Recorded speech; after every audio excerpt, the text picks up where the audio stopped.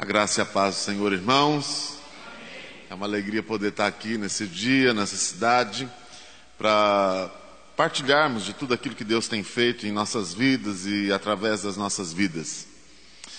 Vamos abrir as nossas Bíblias no Evangelho de Jesus Cristo, segundo João, capítulo 8, versículos 31 a 36. João, capítulo 8, versículos 31 a 36. Nós temos bastante tempo e eu espero poder ser uma bênção aqui na vida de vocês hoje através do poder do Espírito Santo de Deus. Vamos ficar de pé para lermos a palavra do Senhor? Disse, pois, Jesus aos judeus que haviam crido nele: se vós permanecerdes na minha palavra, sois verdadeiramente meus discípulos, e conhecereis a verdade, e a verdade vos libertará. Responderam-lhe: somos descendência de Abraão e jamais fomos escravos de alguém. Como dizes tu, sereis livres? Replicou-lhe Jesus: em verdade vos digo, todo o que comete pecado é escravo do pecado. O escravo não fica sempre na casa, o filho sim, para sempre. Se, pois, o filho vos libertar, verdadeiramente sereis livres. Te adoramos, ó Deus, e bendizemos o teu nome, porque o Senhor é o nosso Deus, aquele que nos dirige, que nos guarda e que nos ensina através da tua palavra. Muito obrigado pelo privilégio, ó Deus, de estarmos na sua casa hoje, nesta manhã. Muito obrigado porque o Senhor nos trouxe aqui e nós te pedimos, fale profundamente ao nosso coração, em nome de Jesus. Amém. Podemos nos assentar, meus irmãos? Eu sou pastor da Igreja Presbiteriana do Brasil, sirvo a Deus, na Igreja Presbiteriana do Brasil, mas eu sou missionário, eu trabalho na área de missões. E Deus me fez missionário porque, é lógico, a gente tem que testemunhar tudo aquilo que Deus faz nas nossas vidas. O pastor, quando me apresentou aqui, falou, já foi até padre, E todo mundo, eu acho que ficou assim, poxa vida, até padre está se convertendo, É difícil, mas para Deus, nada é impossível. Então, nessa manhã, eu costumo, todo domingo de manhã, a gente está numa igreja diferente, às vezes a gente participa de escola dominical, e eu vou usar o que eu tenho usado em muitas igrejas, como uma aula de escola dominical, mas numa pregação, para que vocês possam perceber como nós devemos aprender a evangelizar as pessoas. Eu realmente fui padre da Igreja Católica Apostólica Romana durante 10 anos da minha vida. Fiquei 15 anos no seminário, antes de ser padre. Padre estuda muito. Ao contrário do que muitos crentes pensam, o padre tem um conhecimento profundo da palavra de Deus. Ele conhece a Bíblia melhor do que muitos crentes. Mas a palavra de Deus diz que a letra mata e o Espírito vivifica. Eu nasci num lar extremamente católico. Eu venho de uma família onde as pessoas diziam sempre o seguinte: nós somos católicos e nós vamos morrer católicos. Vocês já ouviram essa expressão, não? Quando alguém fala isso pra gente, a gente fica até desanimado, A gente fala, meu Deus do céu, não dá nem para pregar, Porque está tão enraizado na religiosidade, está tão enraizado na religião, que a gente fica assim pensando, poxa vida, a religião, quer dizer, quantas denominações nós temos hoje no Brasil? São centenas, se não for milhares. Só que religião nenhuma leva a gente para o céu. Só vai para o céu quem um dia teve as suas vestes lavadas no sangue do Cordeiro. Você pode chegar lá no céu, falar que é da Assembleia de Deus, falar que é de presbiteriana, batista, metodista, anglicana. Isso tudo para Deus, eu nem sei se Ele vê. Porque as denominações hoje estão sempre em umas confusões tão horríveis, que nem parece Evangelho de Jesus Cristo. Mas quem vai? Quem um dia teve uma experiência pessoal com Cristo e procura servi-lo de alguma forma. Eu nasci num lar onde as pessoas eram católicas, mas muito problemáticas. Eu sou de origem baiana, Na Bahia o povo é muito católico. A minha avó, por exemplo, era uma pessoa que teve uma influência fortíssima na minha vida. E quando eu nasci, a minha mãe teve uma enfermidade chamada depressão pós-parto. Obrigado, meu irmão. Chamada depressão pós-parto. E praticamente eu fui criado pela minha avó, que era muito católica, e todo domingo me levava para a igreja. E quando eu chegava na igreja, eu via o padre celebrando missa, eu pensava comigo, um dia eu quero ser igual a esse homem. Eu achava o padre a pessoa mais fantástica do mundo. Com as roupas bonitas que ele vestia, para celebrar a missa, os paramentos, o teatro que é a missa, é uma coisa que emociona. Muitas vezes as pessoas não entendem nada, mas emociona. E de repente, aos 11 anos de idade, eu comecei a perceber que o padre era uma pessoa não só importante rezando missa, mas ele era muito importante também na sociedade. Eu me lembro, isso há mais de 50 anos atrás, a minha idade para vocês não interessa não, mas antigamente o padre andava de batina preta. Muita gente deve ser desse tempo. E quando a gente via um padre na rua, a gente ficava assim até assustado. Todo mundo ia lá beijar a mão do padre. Eu acho que aqui muita gente já beijou a mão de padre, não beijou não? Algumas pessoas sim. Então era uma pessoa que tinha autoridade, às vezes mandava mais do que o prefeito de uma cidade. Tamanha autoridade política que ele tinha também. E o padre da minha cidade sempre ia visitar os meus avós. E o danado sempre chegava na hora do almoço. Tem uma expressão que eu não sei se aqui em Botucatu vocês já ouviram falar. Quando a gente come muito, a gente fala, hoje eu comi como um padre. Lá em Minas e no Nordeste a gente fala muito, hoje eu comi como um padre. Se bem que tem pastor que come muito mais do que padre, né? Crente é muito, come, que é uma coisa horrível. E eu vendo toda essa forma como o padre era tratado, eu cheguei para os meus avós, para os meus pais e falei, eu quero ser padre. E eles ficaram tão felizes, mas tão felizes, que nem perguntaram para mim se era vocação, se era fogo de palha, se era qualquer coisa nesse sentido.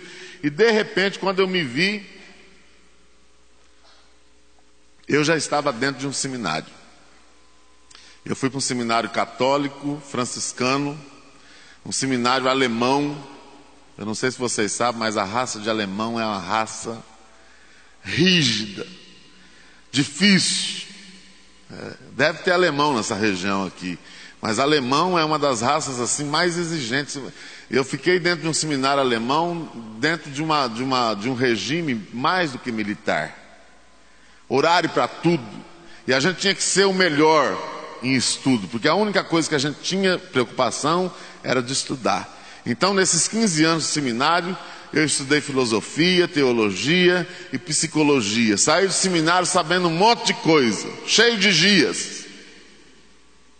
E sabendo principalmente a respeito da palavra de Deus. Eu estou muito gripado, mas vamos tentar. Me formei, fui trabalhar na área social da Igreja Católica. Franciscano é aquele que tem voto de pobreza, que trabalha geralmente com pobres, com pessoas que estão em necessidades. E como a minha congregação era alemã, eu tinha o sustento que vinha da Alemanha. Eu tinha voto de pobreza, mas era uma pobreza muito gostosa, porque o dinheiro alemão valia muito naquela época, né? Hoje é euro, mas antes era marco alemão. E era uma coisa assim que eu nunca precisei orar ou rezar pedindo para Deus me sustentar, porque a igreja me sustentava. Eu conhecia a palavra de Deus, eu pregava, eu trabalhava, mas eu nunca tinha experimentado o poder de Deus na minha vida. Era uma vida muito gostosa, porque todo mundo beijava a minha mão, todo mundo de vez em quando vinha contar os pecados e eu ficava sabendo da vida de todo mundo. Era uma coisa assim horrível. E era para eu ser a pessoa mais feliz do mundo, porque eu tinha tudo.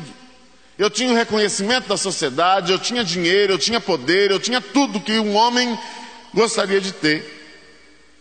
Só que depois de 2 anos vivendo toda essa vida boa e gostosa, eu comecei a sofrer de uma enfermidade. E essa enfermidade quase me levou à morte.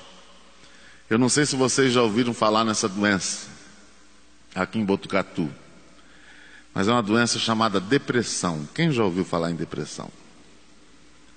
Para mim, é a pior doença que existe na face da terra. Uma vez eu ouvi um depoimento de um pastor, e ele dizia: se fosse para eu escolher entre um câncer e uma depressão, eu escolheria o câncer. E ele dizia o seguinte: eu conheço muita gente que tem câncer que luta para viver, mas a pessoa que tem depressão, a vida perde totalmente o sentido. Eu não estou falando, meus irmãos, de baixo astral, de uma tristezazinha, de um incômodo, que de vez em quando a gente acorda e fala: hoje eu não queria que nem existisse esse dia, eu vou dormir mais um pouco, mas daqui a pouco você já se anima. Eu estou falando de depressão que deixa a pessoa prostrada, triste, angustiada, ansiosa, praticamente sem sentido. Eu estou falando de tristeza profunda da alma e da mente. A primeira crise de depressão que eu tive, eu fiquei uma semana trancado dentro do meu quarto sem querer ver ninguém. A única coisa que eu sabia fazer era chorar. Uma angústia, uma vontade de morrer. Ao mesmo tempo, vontade de morrer e medo de morrer. Fiquei numa situação de abandono. Eu tinha tudo, mas eu estava no meu quarto, escuro, fechado, e eu não podia nem ouvir voz de ninguém. Depois de uma semana eu tinha estudado em psicologia, a gente sabe o que é depressão. Eu tive coragem e procurei um psiquiatra e comecei a fazer tratamento. E a partir do tratamento a minha vida começou com muito remédio a ficar: um dia eu estava bem, outro dia eu estava mal, um dia eu queria viver, outro dia eu queria morrer. E o remédio controlava um monte de coisas, cheguei a tomar até 14, 15 comprimidos por dia. E a minha vida foi por água abaixo. Uma tristeza, uma solidão incrível. Comecei a buscar soluções para os meus problemas emocionais em um monte de coisas, principalmente na religião, mas não encontrei.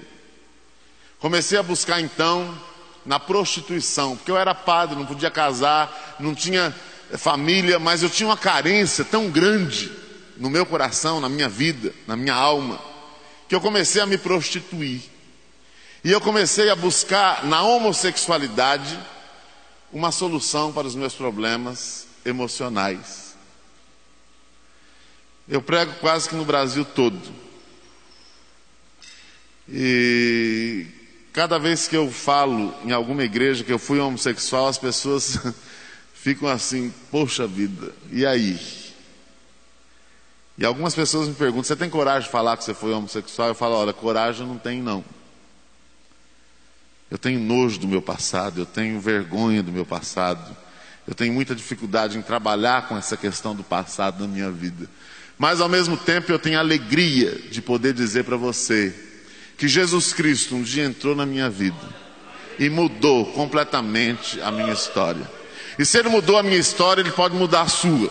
Pode mudar a vida do seu filho, do seu sobrinho, do seu neto, sei lá de quem. E é por isso que nós cremos no poder do Evangelho, é por isso que nós evangelizamos, porque o Evangelho é o poder de Deus para a salvação de todo aquele que crê. No meio evangélico hoje existe uma discussão muito séria com relação à homossexualidade. E o que eu já ouvi de besteira de pastores e de igrejas, que discriminam, que abandonam, mas ninguém está disposto a amar, a acolher, a evangelizar. É fácil para a gente condenar, né? Então, depois da homossexualidade na minha vida foi cada vez mais por água abaixo.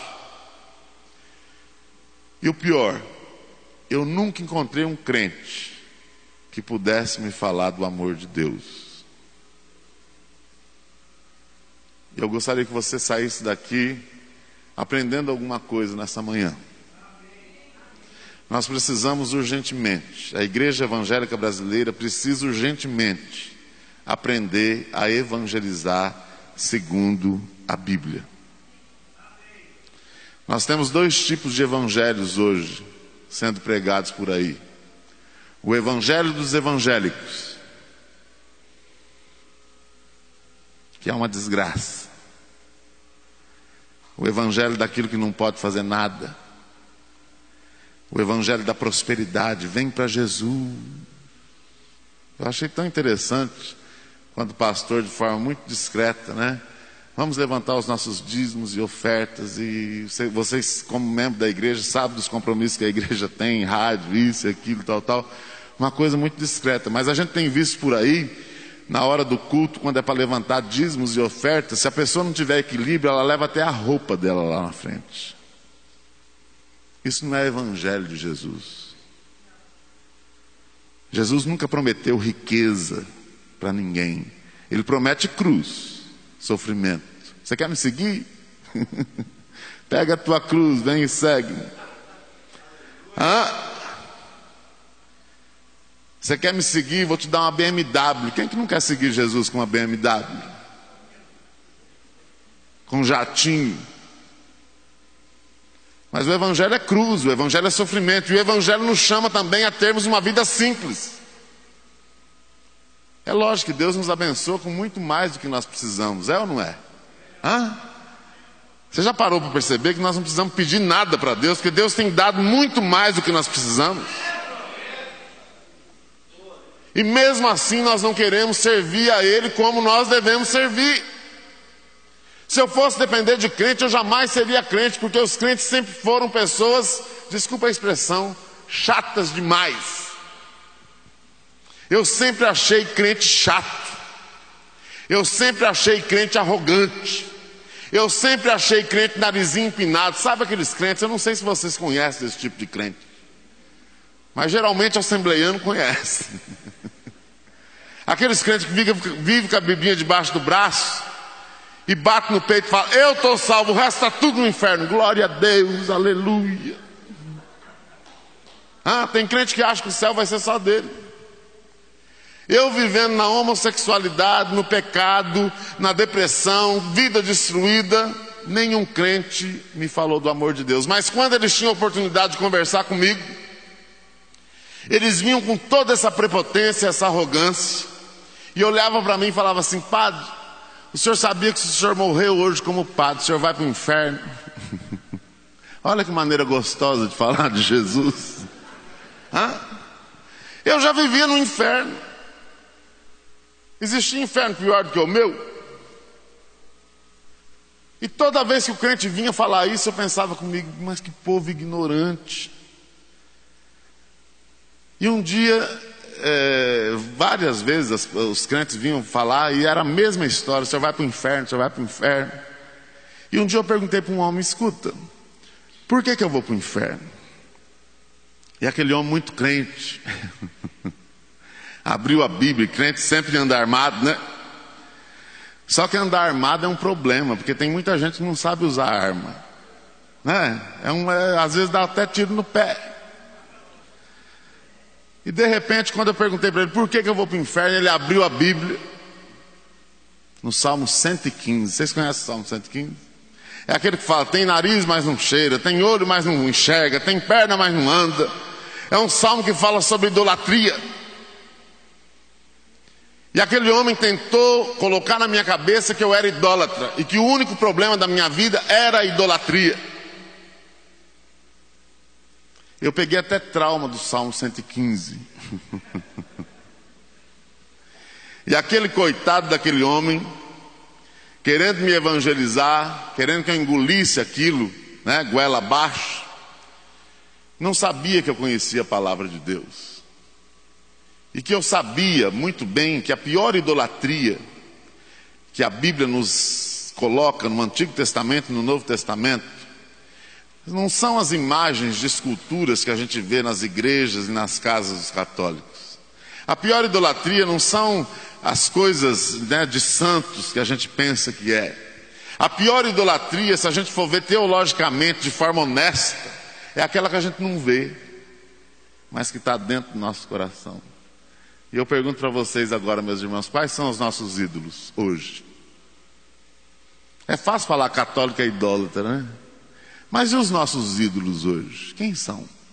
No meio evangélico é muito fácil a gente identificar a grande idolatria do meio evangélico hoje é o consumismo. dinheiro, poder. Outro dia eu fui pregar numa igreja no Paraná, uma igreja muito rica, e depois que terminou o culto, as pessoas saindo com os carros do estacionamento, aquela coisa toda, e de repente uma mulher foi sair com o carro dela e encostou no carro de um irmão. Meus irmãos, quase teve polícia. Eu fiquei horrorizado, eu fiquei olhando aquilo, eu falei, não é possível. Como é que pode? A irritação, o cara ficou irado, porque o carro dele importado, novinho, quase bateu na mulher. Isso é idolatria. Tudo que a gente coloca acima de Deus na nossa vida é idolatria. Quantos de nós não sofremos hoje por conta de coisas que nós não deveríamos sofrer e que é ídolos na nossa vida? Então, a gente precisa parar de julgar as pessoas. Primeiro, porque a salvação não depende de nós, depende de Deus. Em segundo lugar, nós precisamos aprender a amar as pessoas. Porque através do amor de Deus que está em nós, essas pessoas podem ser alcançadas pelo poder do Evangelho. Eu sofri muito com crente. Até que um dia eu resolvi ignorar os crentes. Eu falei, eu não quero mais nem ter conversa com nenhum crente. Eu trabalhava com doentes de AIDS e trabalhava em hospital. E eu de vez em quando via alguns absurdos que os crentes faziam em algumas visitas, dentro do hospital. E cada dia que passava, os testemunhos que os crentes me davam eram testemunhos horríveis. Até que eu fechei o meu coração, falei, não quero mais saber desse povo, não quero nem conversa com esse povo. Só que a minha vida foi indo cada vez mais por água abaixo. Até que um dia, uma voluntária que trabalhava comigo na minha igreja, com os doentes, chegou para mim e falou assim, Frei, tem uma amiga minha que acabou de se aposentar. Ela é enfermeira, ela é uma pessoa que trabalha muito em visitas domiciliares, ela gosta muito de fazer o que nós fazemos. Falou todas as qualidades da mulher. E por último ela falou, só tem um problema. Ela é crente. Aí eu falei, eu não quero nem conhecer a sua amiga. Eu falei, eu de crente eu não quero, estou saturado de crente. Só que toda vez que eu encontrava essa minha amiga, eu lembrava da amiga dela que eu nem conhecia. E o Espírito Santo eu acho que já estava colocando na minha mente, conheça, sei lá, faça um esforço. Até que um dia eu cheguei para essa minha amiga e falei assim, olha, fala para sua amiga vir conversar comigo. Só que aí eu me preparei. Estudei o Salmo 115 no original.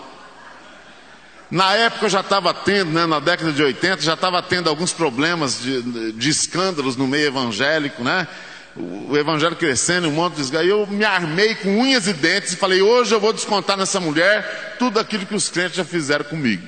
Eu falei, hoje essa mulher vai... Hoje eu vou... Só que quando ela chegou na minha sala, ela me desarmou. Porque ela não tinha a Bíblia debaixo do braço. Ela não tinha aparência de crente, porque tem uns crentes que a gente conhece pela cara, principalmente mulher. É os cabelão, é não sei o quê, e a gente conhece e fala, não, isso é crente. A mulher não tinha aparência de crente, não tinha a Bíblia na mão, não tinha nada que pudesse falar, não, essa mulher é crente. Um sorriso aqui, uma paz. Nós começamos a conversar e eu louquinho para ela me falar do Salmo 115. Eu louquinho para ela me provocar. E ela não falava em Jesus, não falava em igreja, não falava nada, foi só falando de trabalho. E eu falei, meu Deus do céu, essa mulher não é crente nem aqui, nem na China. Depois de 1h30 de conversa, aquela mulher tinha conquistado a minha confiança. E eu falei, olha, vamos fazer uma experiência, ela vai trabalhar aqui. Só que aí eu fui um pouco maldoso, eu falei, só que aqui é proibido orar. É proibido levar a Bíblia. É proibido. Ela falou, não, é isso mesmo. Eu concordo, eu aceito. Eu falei, não é crente. E essa mulher começou a trabalhar com a gente. E todos os doentes que essa mulher visitava tinham uma pequena melhora.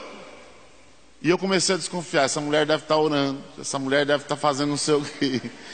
E ao invés de eu me alegrar com a família dos doentes, e lógico, todos morreram, era AIDS, mas todos, a presença daquela mulher era uma coisa assim impressionante. E eu comecei a investigar. Toda vez que ela ia visitar alguém, eu ia lá depois, o que ela fez aqui, o que ela falou. E todo mundo, não, ela vem aqui, orienta a gente com relação a remédio e conta história e não sei o quê. E ela lê Bíblia. Não traz Bíblia, não. Só que eu comecei a perceber que todos os doentes melhoravam. Ela não orava, ela não falava de Jesus, mas a presença dela fazia diferença na vida das pessoas. Um dia eu estou na minha casa, toco o telefone, essa mulher, Frei, eu acabei de fazer um almoço agora, gostaria que o senhor viesse almoçar com a gente. E eu fui. Só que a hora que eu cheguei lá, a hora que abriram a porta, era uma casa muito bonita, eu dou de cara com o esposo dela sentado numa poltrona muito bonita, lendo a Bíblia. Eu falei, pronto. Eu falei, lá vem o Salmo 115 na minha cabeça. Eu falei, agora deu. Eu falei, agora estragou tudo. Só que a hora que ele me viu, ele fechou a Bíblia, se levantou, me acolheu, me abraçou, e nós ficamos a tarde toda conversando a respeito de um monte de coisas, menos a respeito de igreja e de Bíblia. E esse casal, a partir desse dia, começou a conquistar a minha confiança. E aos poucos eu comecei a abrir o meu coração para esse casal. E aos poucos eu fui falando das minhas dificuldades de depressão, do meu sofrimento, da minha angústia, da minha solidão, dos meus pecados. E o tempo foi passando e conforme eu ia desabafando, eles nunca me disseram, olha, você precisa se converter. Você precisa tomar vergonha e se converter e entregar sua vida para Jesus. Você precisa aceitar Cristo. Nunca me falaram isso. Mas eles sempre me disseram o seguinte, nós estamos orando por você. Oraram por mim por mais de 10 anos. Nunca me falaram de Jesus. E de vez em quando eu estava celebrando missa, esse casal chegava para participar da missa. E eu pensava comigo, esse povo está se convertendo.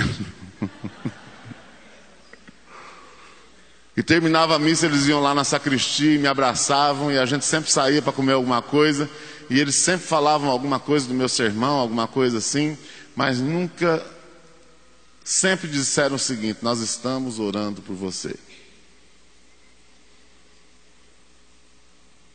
Oraram por mim por 10 anos. E Deus fez uma grande obra na minha vida.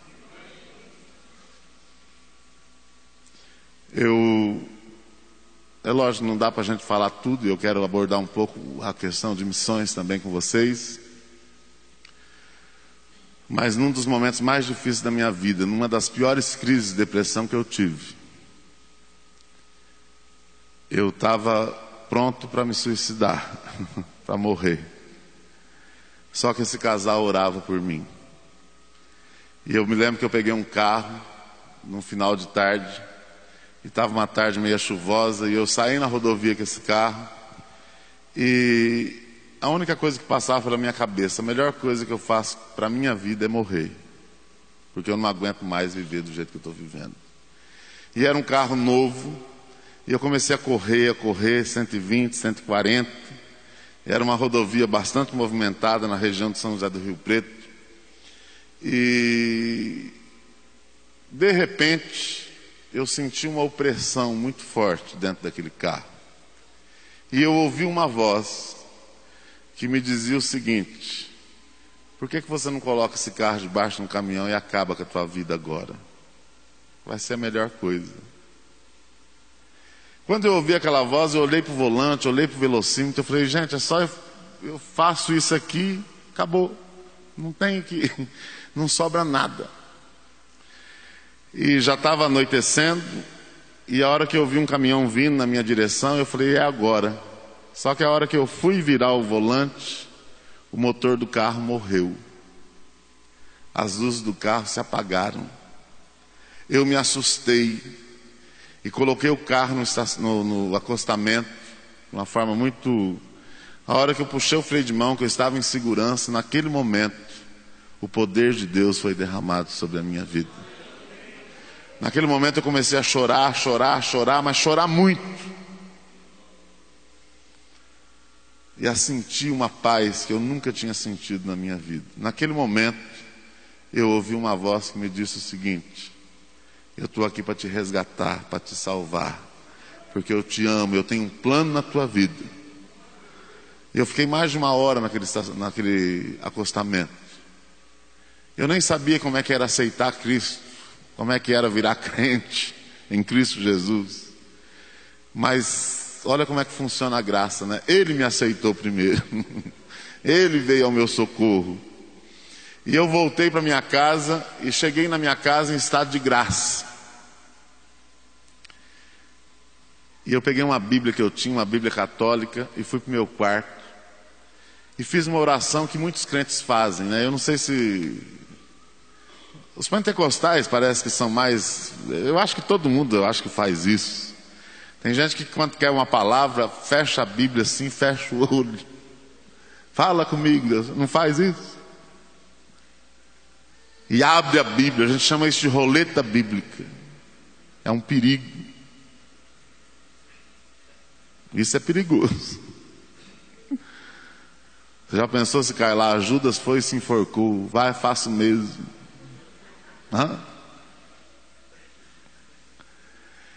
Só que naquela noite eu peguei minha Bíblia na mão e orei.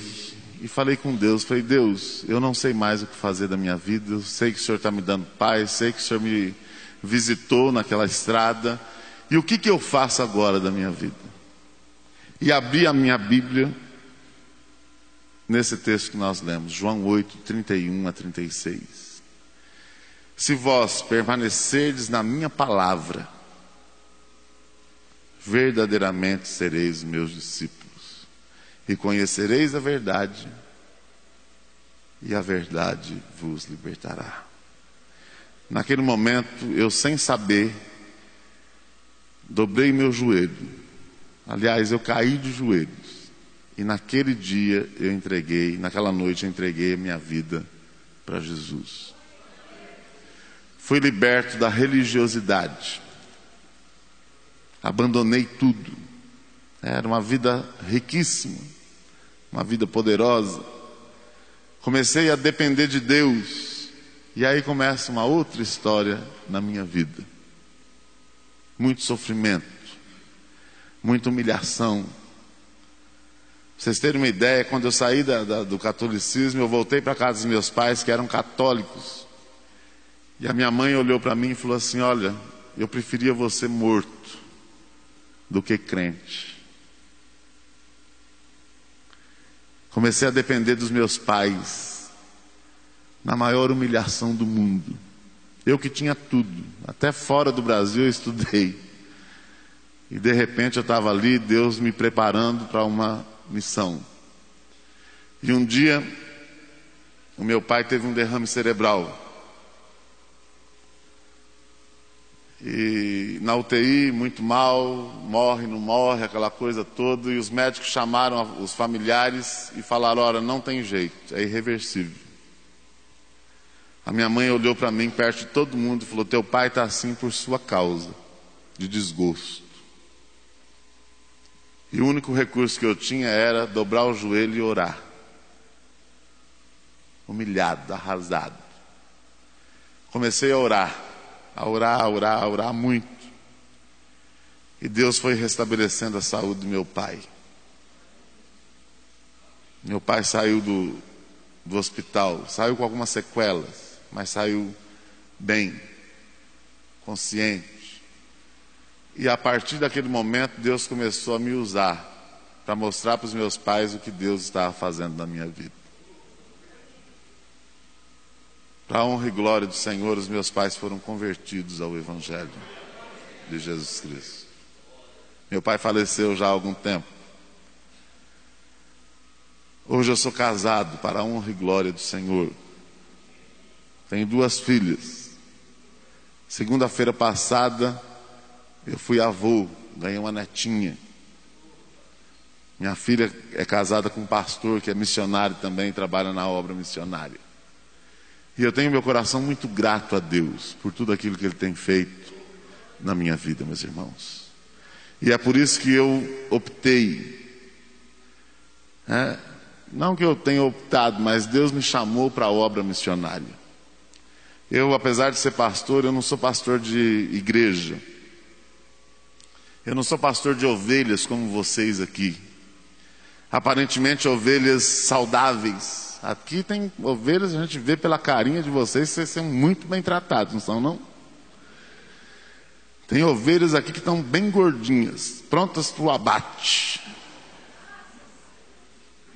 para ir para o céu. Mas ninguém quer ir para o céu agora, né? Está cedo ainda, né? Então, quando eu venho a uma igreja como essa, eu nem sei o que eu prego, porque vocês aqui têm acesso à palavra de Deus, não tem? Vocês aqui têm um bom alimento. Aparentemente aqui é um bom pasto. Só que com tudo aquilo que Deus tem feito na vida de vocês, espiritualmente, materialmente, não está bom, né? Podia estar melhor, não podia? A gente sempre tem alguma coisa para reclamar, não tem?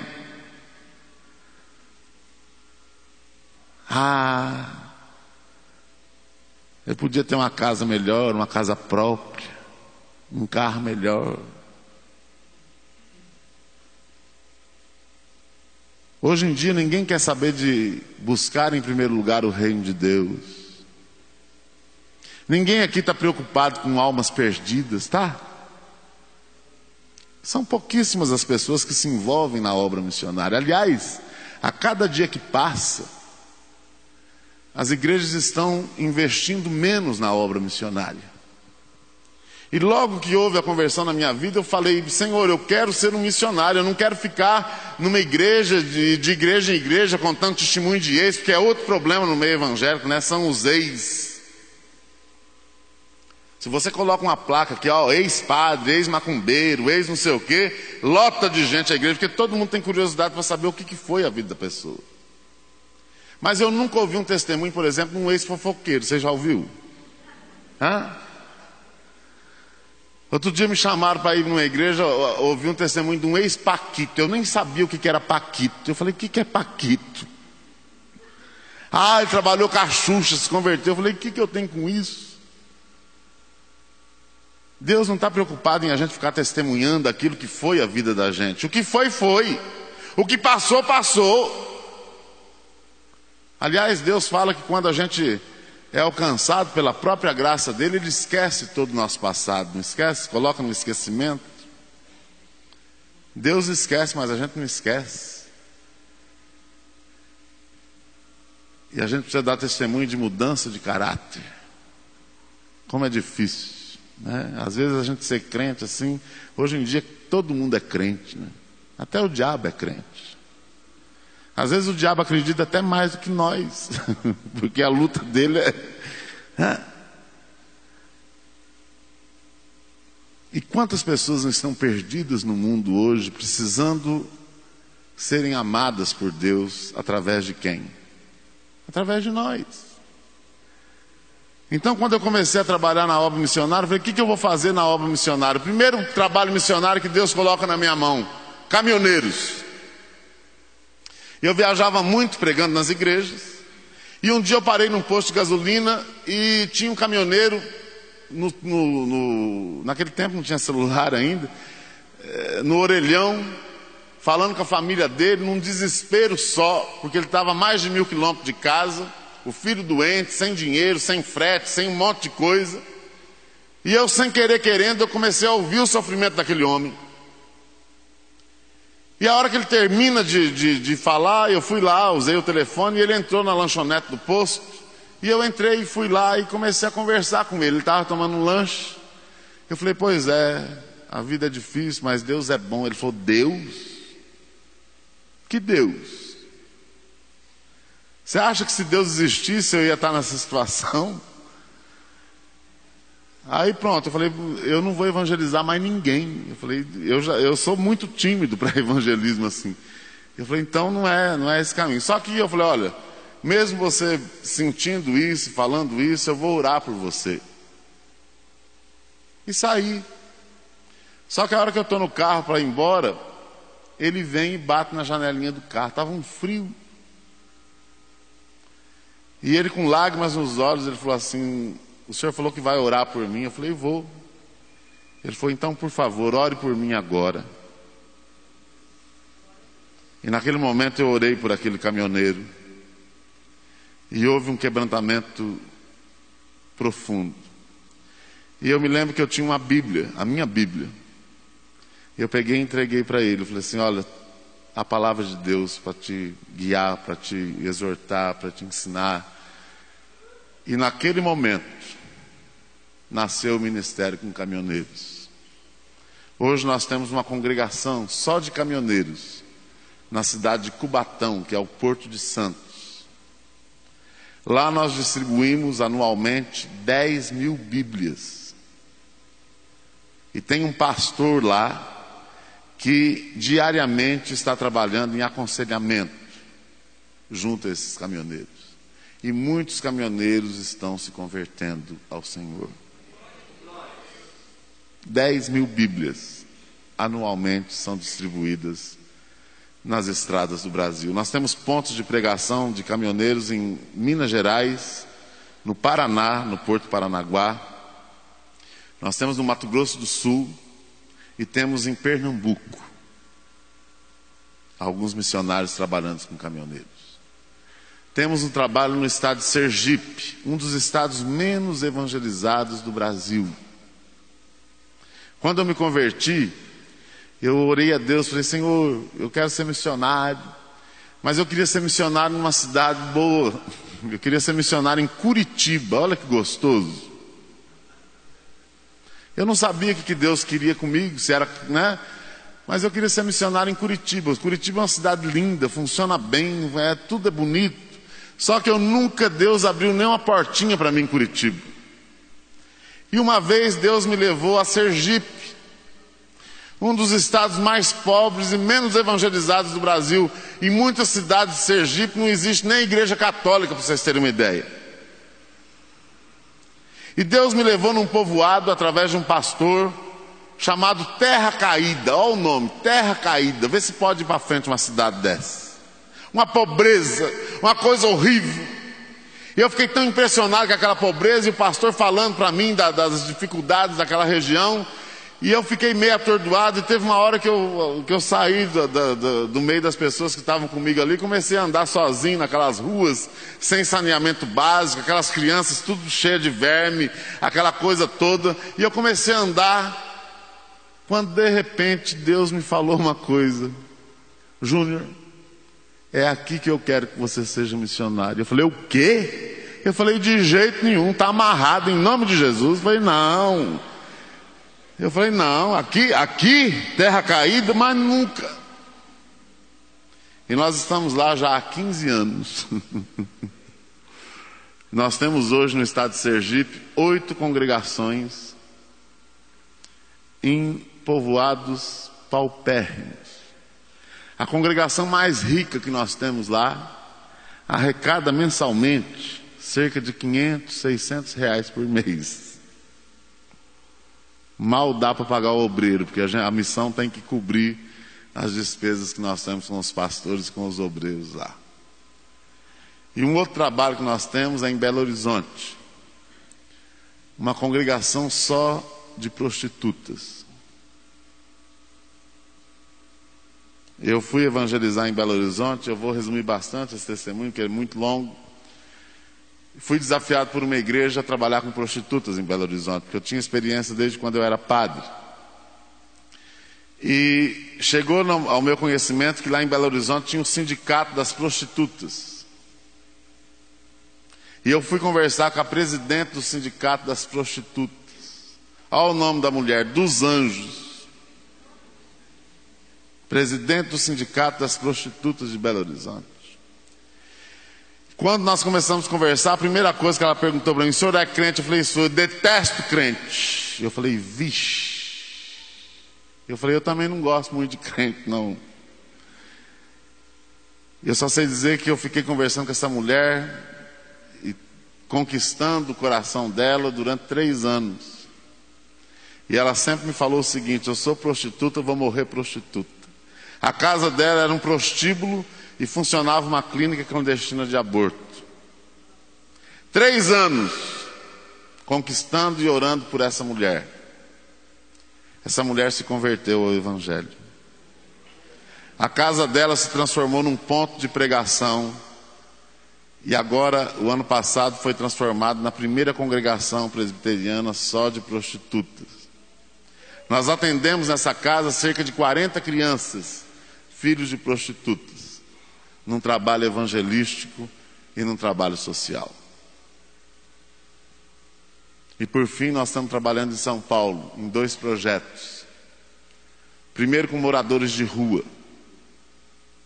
Nós estamos formando uma casa de transição, onde a gente pega esses moradores de rua e a gente encaminha essas pessoas para o que elas precisam. E também estamos trabalhando com uma igreja em São Paulo, na Vila Maria, com mulheres bolivianas. Eu não sei se vocês já viram na televisão as bolivianas que vêm trabalhar aqui no Brasil em trabalho escravo. Essas mulheres estão sendo evangelizadas, estão sendo salvas, não só espiritualmente por Jesus, mas estão sendo salvas também dos traficantes que as fazem escravas. Isso tudo por amor a Jesus. Meus irmãos, as pessoas estão sedentas do poder de Deus. As pessoas estão sedentas de ouvir a mensagem do Evangelho. Mas não uma mensagem tão verbalizada como nós gostamos de fazer. Nós somos ótimos para pregar, não somos? Falar, todo mundo fala. Deus usou até uma mula, né? Alguns santos, né, da antiguidade diziam: olha, pregue. E se preciso, use a voz. Se preciso, use a comunicação verbal. As pessoas estão querendo uma pregação hoje de vida. Sorriso, através de um sorriso você está evangelizando. Através de um abraço você está evangelizando. Talvez o teu campo missionário não seja trabalhar com prostituta, com Nordeste. Talvez o teu campo missionário não é ir para a África. Talvez o campo missionário teu não é... O campo missionário teu talvez é dentro da tua casa, que lá é difícil.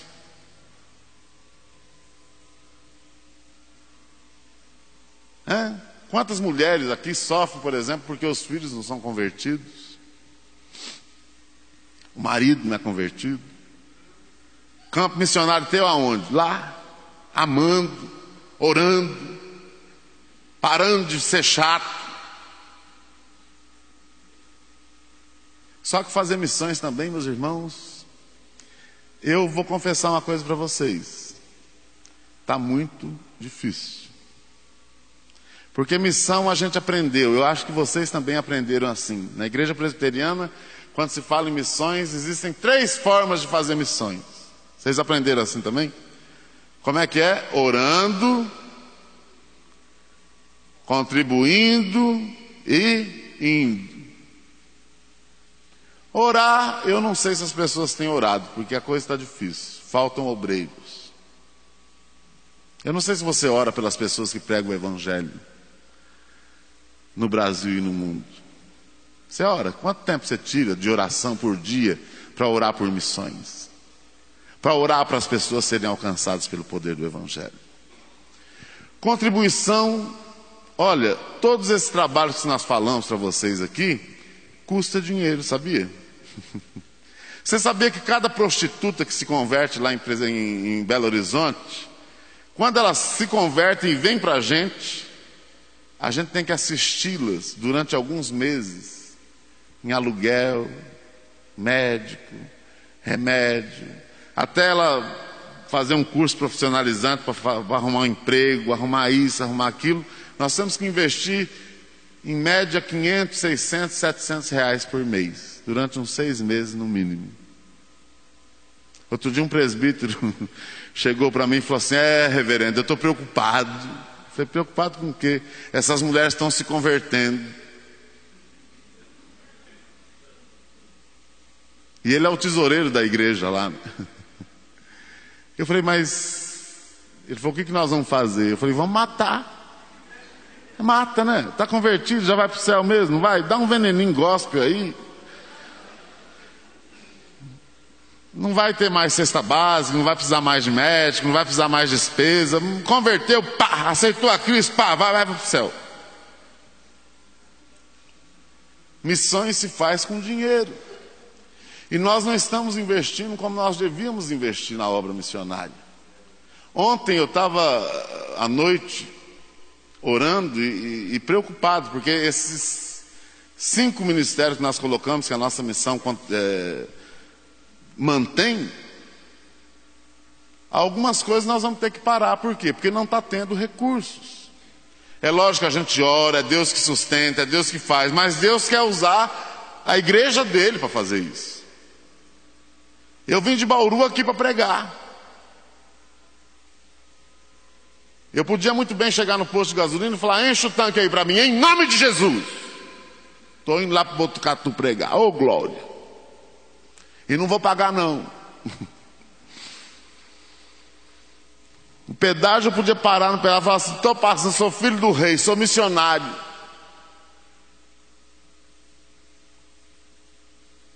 E ninguém está preocupado em investir na obra missionária. Até o final do ano, a nossa previsão, porque nós temos uma organização e tesoureiros e tudo mais, até o final do ano nós temos que investir quase R$1 milhão na obra missionária. Quem é que vai investir? 10 mil Bíblias por ano, cerca de R$150 mil. Onde é que vem? É lógico, Deus é providente, Deus faz os milagres, lógico que faz. Só que Ele quer usar você. E uma das coisas que o pastor falou aqui que me chamou a atenção e me dá a liberdade também de falar isso, é que tudo que a gente semeia, a gente colhe. Você tem semeado o que no reino de Deus? Antigamente, há uns 15, 20 anos atrás, qualquer cidadezinha do interior do Nordeste, onde a gente trabalha, você chegava lá, tinha uma igreja Assembleia de Deus, uma igreja sei lá do quê. Hoje não tem mais. As igrejas não estão querendo mais investir na obra missionária. Igreja Batista foi uma das denominações que mais investiu em missões depois da Assembleia de Deus. Hoje não estão investindo mais. E nós missionários, quando a gente chega numa igreja, as pessoas ficam olhando para a gente assim, poxa vida, olha, ficam olhando para a gente, parece que a gente é um ET. E acha que a gente tem que ser pobre. E acha que a gente tem que sofrer mesmo. Outro dia eu fui almoçar na casa de um casal que eu fiquei louco da vida. E quando eu cheguei, a mulher falou, eu adoro receber missionário aqui na minha casa, porque eu gosto muito de ouvir as histórias de sofrimento que o missionário passa no campo missionário. Quando ele está passando fome, ele dobra o joelho e ora, e Deus manda um pacote de arroz lá do céu. Eu fiquei com vontade de bater na mulher, porque essa é a visão que as pessoas têm de missões. O que nós investimos para que já que nós não fazemos o que nós devíamos fazer, que é sair do nosso conforto? Você já pensou se Deus te chamar aqui agora para trabalhar lá no Nordeste? Se Deus começar a incomodar o teu coração para ir fazendo uma obra não sei aonde? E você sabe que quando Deus quer, Ele move tudo para fazer. Já que você não vai, por que você não investe? E esse investimento é o maior investimento que você pode fazer no reino de Deus. Outro dia eu ouvi um testemunho de um missionário, eu não sei como é, que ele trabalhou muitos anos na China, se não me engano, e uma vez um chinês chegou para ele e falou, a primeira coisa que eu quero fazer lá no céu é perguntar para Deus quem foram as pessoas que Deus usou, que já está no céu, para investir nesse trabalho aqui. Nós precisamos investir, meus irmãos, naquilo que é vida. Hoje no mundo evangélico existe muita picaretagem. Hoje quando alguém pergunta para a gente assim, né, pastores? O que você faz? Sou pastor. A pessoa olha para a gente assim de cima e embaixo.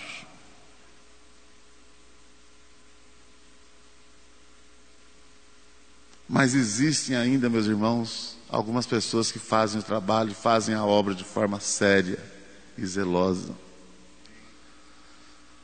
Ninguém é missionário por conta própria. Eu, por exemplo, você pode pesquisar a minha vida. Eu sou membro de uma igreja presbiteriana do Brasil. Se você perguntar para o pastor aqui, pastor Coíne aqui em Botucatu, a gente sabe aonde é que a gente está indo, a gente tem uma referência, mas tem muita gente que chega no meio, sou missionário, mas de que igreja você é? Eu sou do Espírito Santo.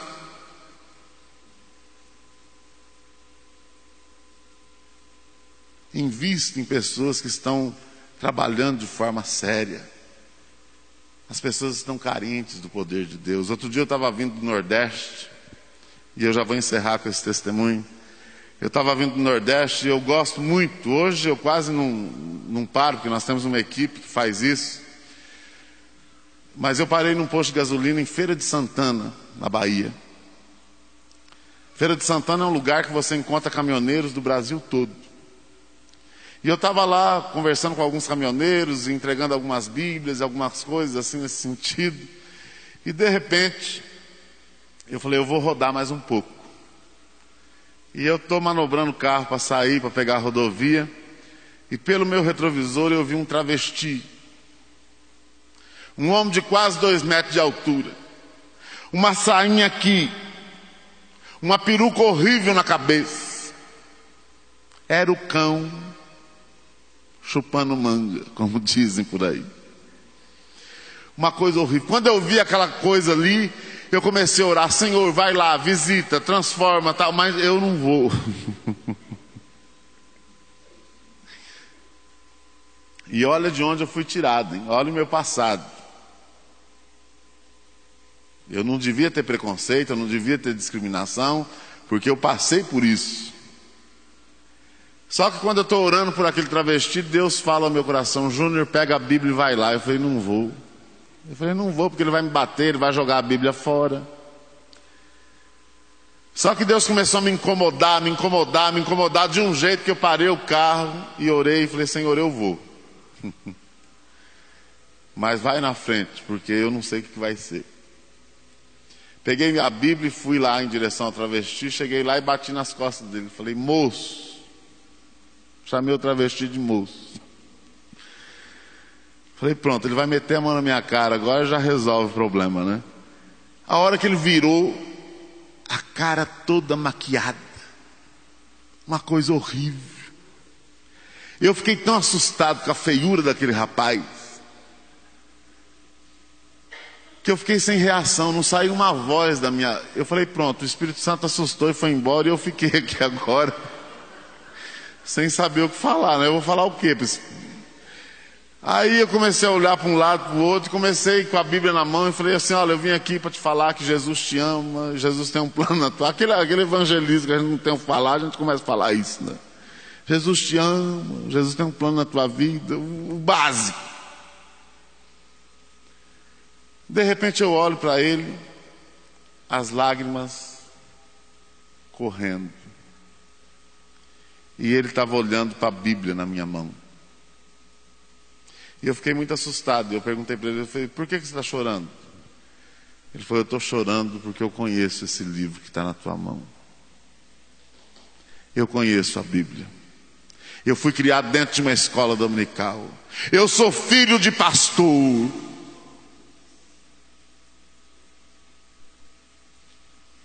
Meu pai morreu. A minha família se desfez. E eu estou aqui agora sem saber o que fazer da minha vida. E ele olhando para mim, ele falou, só que Deus te usou aqui agora. E eu agora quero voltar para os caminhos do Senhor.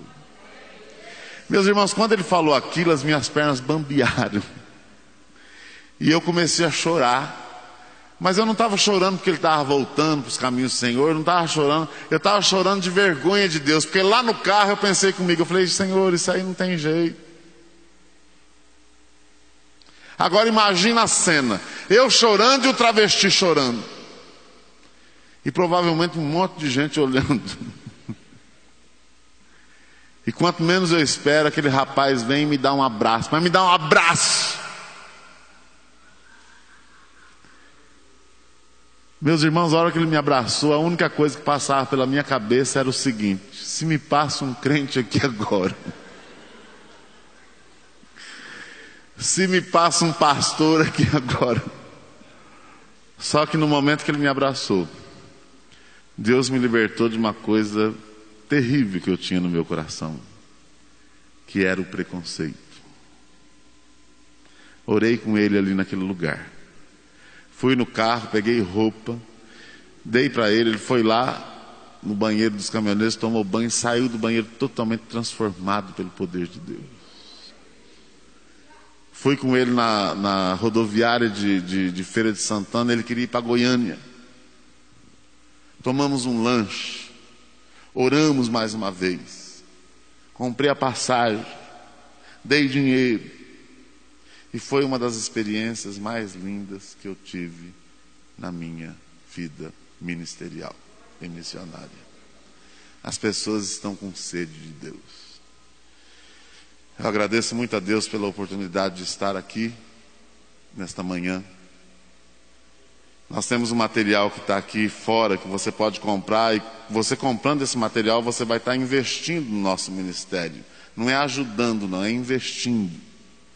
Eu tenho uma bronca dessa, eu vou comprar para ajudar. Nós não precisamos de esmola e nem de ajuda. Nós precisamos de parcerias.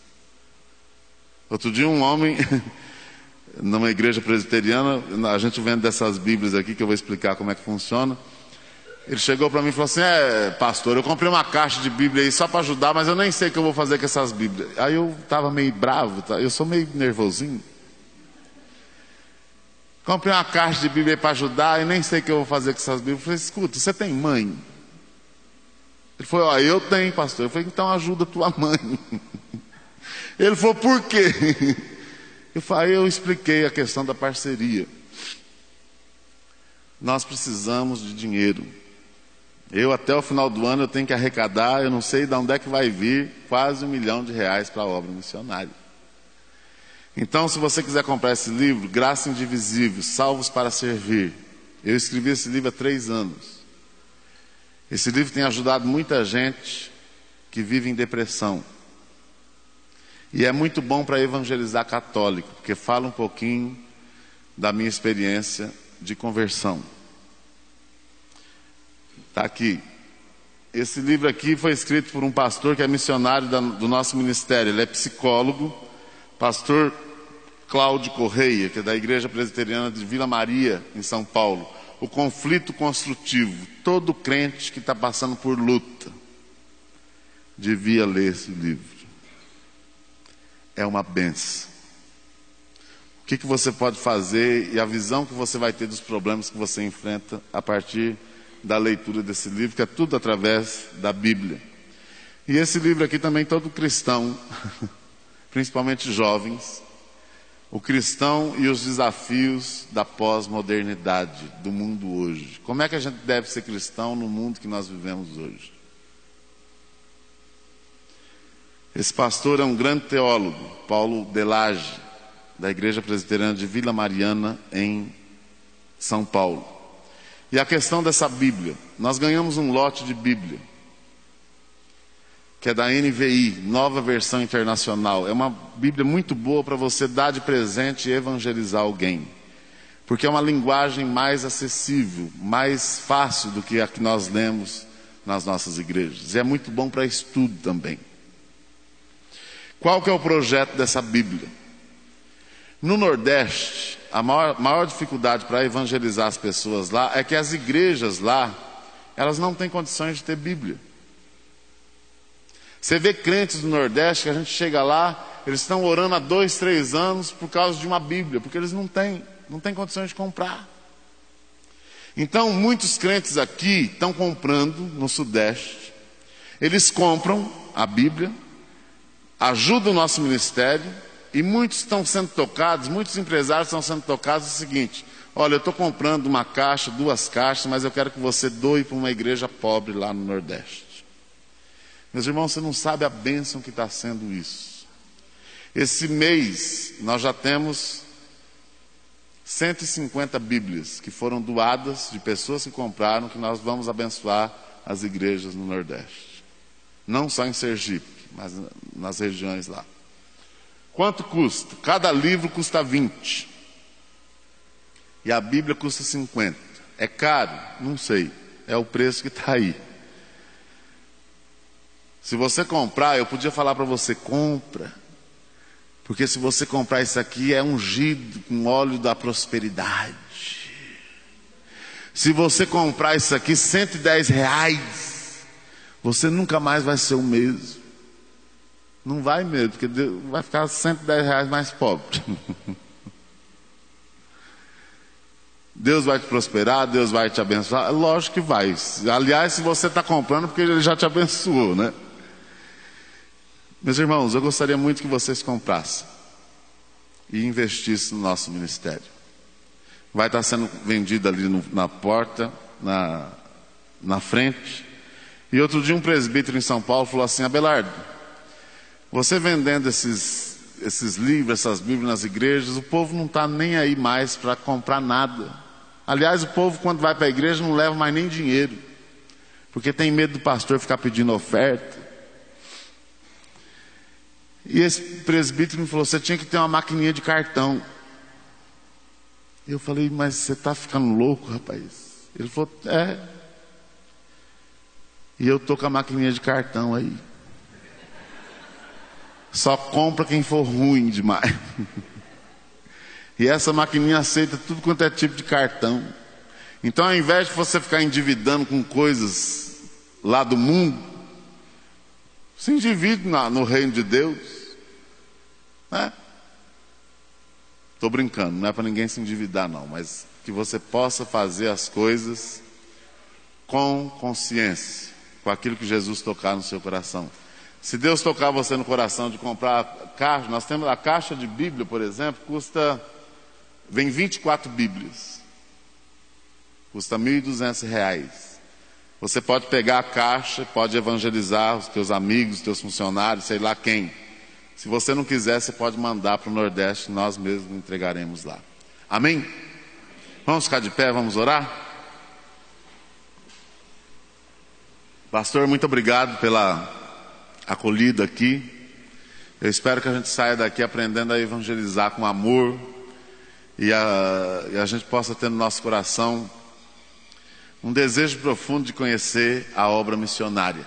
Nós temos um site, www.nossamissão.com.br. Lá você tem todas as informações a respeito do nosso ministério.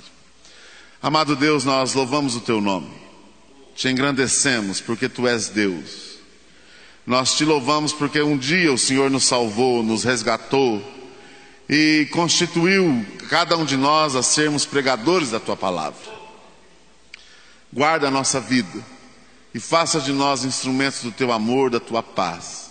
Abençoe a vida dessa igreja, do pastor dessa igreja, de todas as pessoas envolvidas neste ministério.